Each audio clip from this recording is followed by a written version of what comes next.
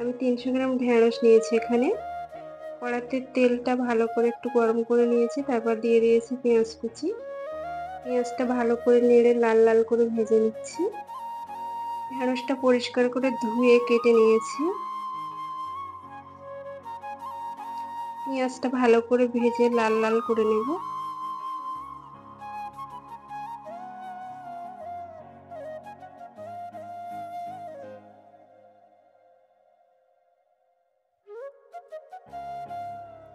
দিয়ে দিচ্ছি কেটে রাখা ঢেঁড়সটা।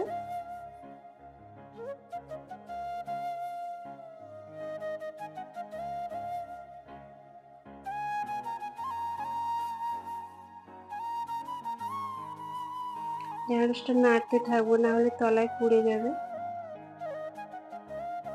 ঢেঁড়স থেকে একটা আঠালো রস মতো বেরোয়, এটা যতক্ষণ না শুকনো মতো হয়ে যাচ্ছে ততক্ষণ কিছু দেবো না।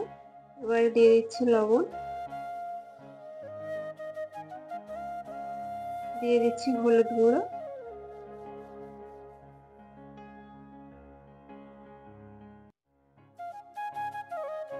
দিয়ে দিচ্ছি লঙ্কা গুঁড়ো, দিয়ে দিচ্ছি জিরে মরিচ গুঁড়ো।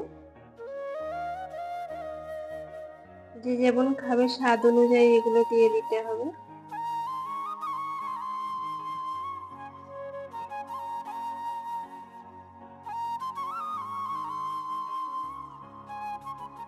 বারবার নাড়তে হবে, না হলে তলায় এটা পুড়ে যাবে।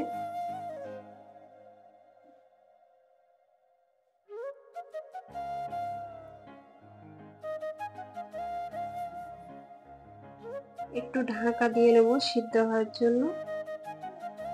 3 মিনিট পরে আমি ঢাকনাটা খুলেছি, আবার কিছুক্ষণ নেড়ে নেব। তলায় যে পুড়ে মতো গিয়েছে ওটা ভালো করে চামচ দিয়ে ঘষে ঘষে তুলে দিয়ে ভালো করে নাড়তে থাকবো।